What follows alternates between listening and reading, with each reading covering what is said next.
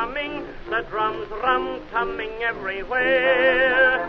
So prepare, say a prayer, send the word to beware. We'll be over, we're coming over, and we won't come back till it's over, over there, over there, over there. Send the word over. Hey everybody, thanks so much for joining us here today on the Veterans for Cannabis podcast. Oh, it's going to be an exciting one today. I've got a contributing analyst, Dan Anglin, CEO of Can America Brands. And Dan, how are you doing today? I'm doing great. Thank you for having me back on, Josh. I really appreciate you and the Veterans for Cannabis radio. Well, I really appreciate that. And today we're really going to get into it. We're going to get down into the weeds, Dan, and we're going to talk about, what's going on here in the state of Georgia. Granted, everybody I think understands you don't live in Georgia. However, you're, intimately involved with what's going on in Georgia. And True Leave has put a protest in on the application process for the medical cannabis providers here in the state of Georgia.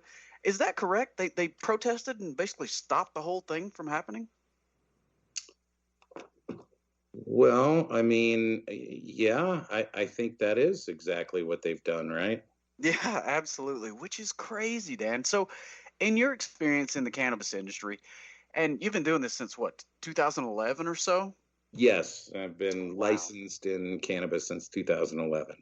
So of the ones that you've been a part of application-wise, the other states that have come on board, have you seen a state that has had to pause the application procurement process because someone protested during the middle of it? Not personally, and truly, there are times when states do need to be held accountable for some things that they've done, and there's plenty of times where I attempted to get other, industry folks to sue a state for making some decisions, but I don't think anybody has had the gumption to kind of go after a issuer of a license like this prior to the decisions being made. I mean, it's ill-advised. There's a couple of things in here that they've got really good points on, but no, I don't think I've seen this. It's been typically after the fact, like Maryland. Right. Yeah, and that's typically what I've seen as well, where, we know unequivocally the state of Georgia is going to get sued after these licenses are issued. That follows suit with every other state. That's what happens. Yep. They file suit after the licenses are issued. Let's clarify. Every other state that limits the number of licenses that are allowed to be issued. There's been no lawsuits like that in Oklahoma or Colorado or any of the other states like Washington, where if you qualify and you've got the right, facility, you've got a facility under your control, you've got the criminal background check, you've got whatever capital they want you to have to start your business, you get a license, right? So all these lawsuits are where they cap them. And I think Georgia's the smallest. I think it's 6. That's the smallest that I'm aware of. It is. It's actually, other than Louisiana, which had 2, but they had to be done with the 2 university systems there, Louisiana State University, LSU, and I want to say, it's terrible. I'm not prepared on that one, but yes, you're right. So second most stringent licenses that are going to be issued out as far as the numbers go. And before we get into that, though, I love the Oklahoma model, Dan. When we talk about it from our veteran standpoint, the one thing that I'm most frustrated about this entire cannabis industry, right, is the fact that our brothers and sisters cannot leave service right now, have a business plan put together, and be prepared to go get a business loan to enter into the cannabis industry.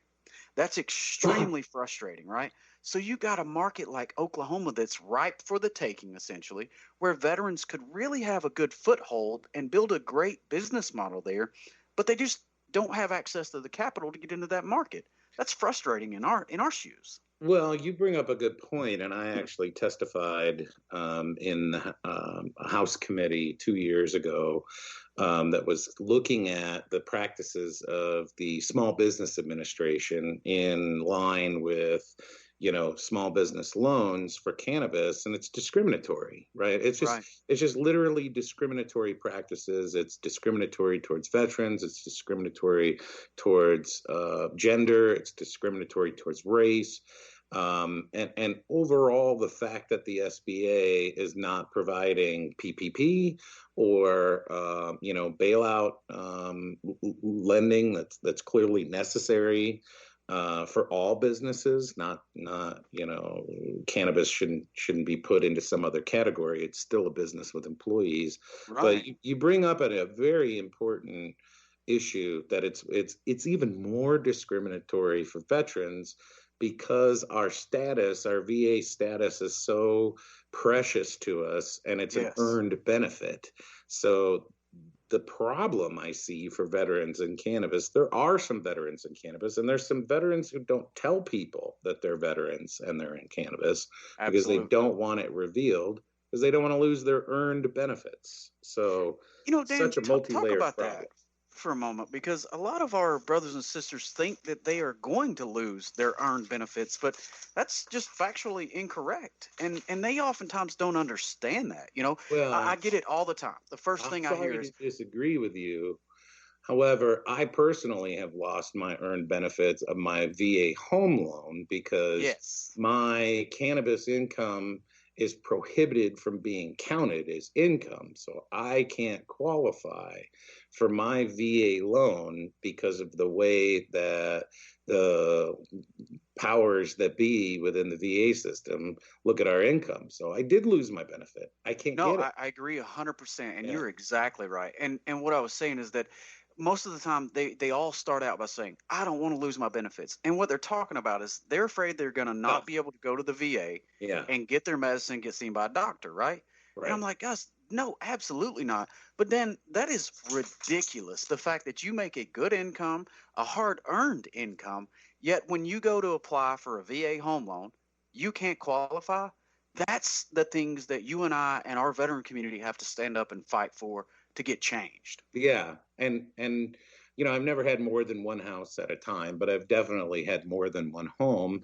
And I've had 2 other homes financed by the Veterans Administration. So I've got proof, that I qualify for it and that it's been issued to me before. But, I haven't been able to get one since entering into the cannabis industry, just simply because they discriminate against my income. Right. It's just ridiculous. So then you got a market like Oklahoma that, and if you want to, delve into that a little bit, you could talk about the market in Oklahoma and maybe what's on the horizon. But you got a market like Oklahoma that's completely open and a really good opportunity for our brothers and sisters to get into, but they can't get capital. So how can we help them do that? Or what can we do to build this system up so that our brothers and sisters will have at least access to a little bit of capital to get started and somebody to hold their hand during this process?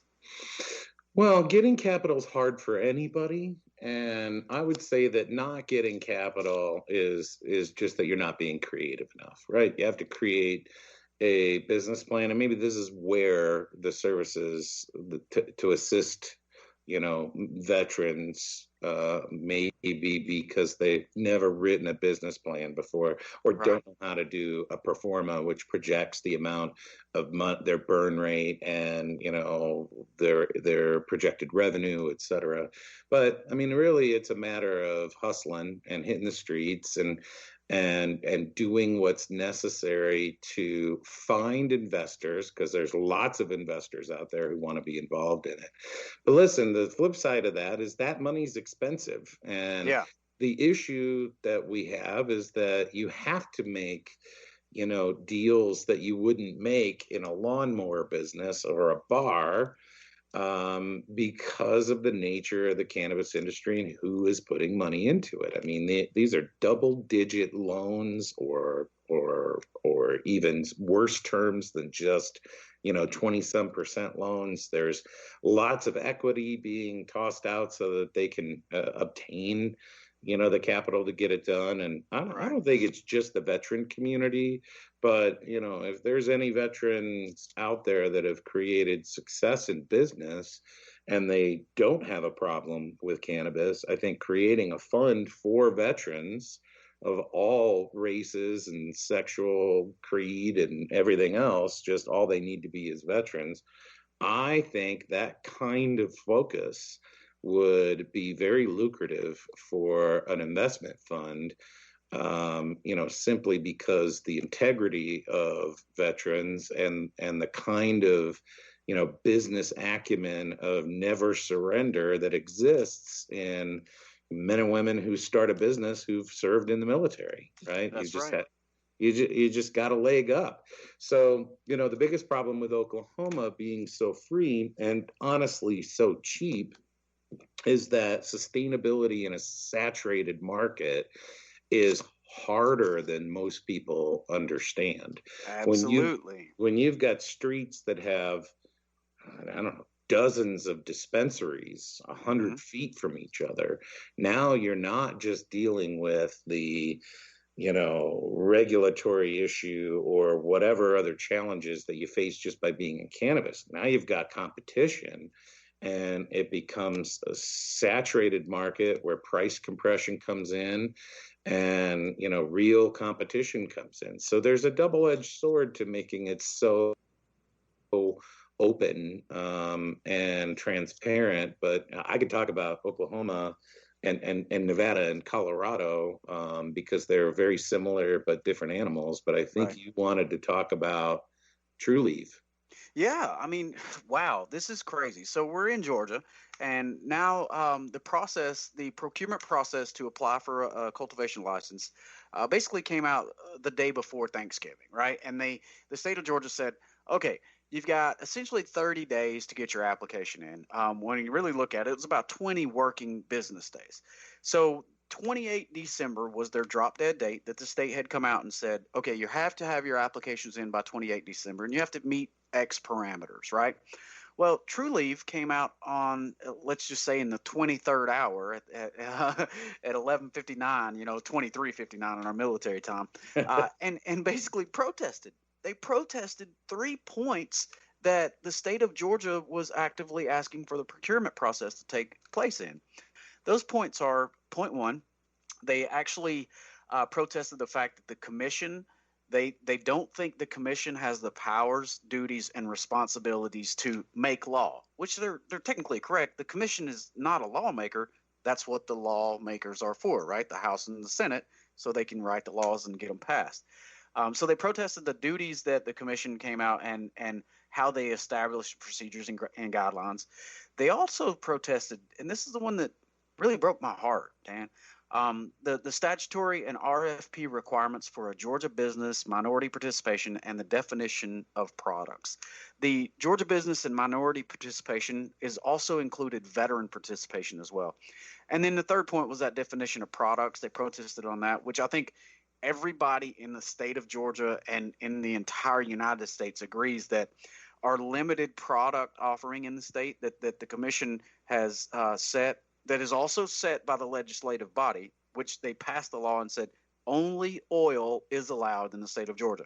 4 ounces of 5% THC or less oil is what you could have, up to 20 ounces total, right? That's the only thing we can possess.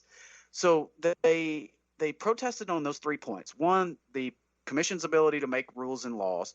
Two, the Georgia businesses, Georgia entity, and Georgia ownership, and then also veteran and minority ownership and veteran and minority contractor vendor relations, and then the product portion as well. So of those points that they protest, when they put this protest in, it stopped immediately the RFP process in the state of Georgia. So now everything's put on hold.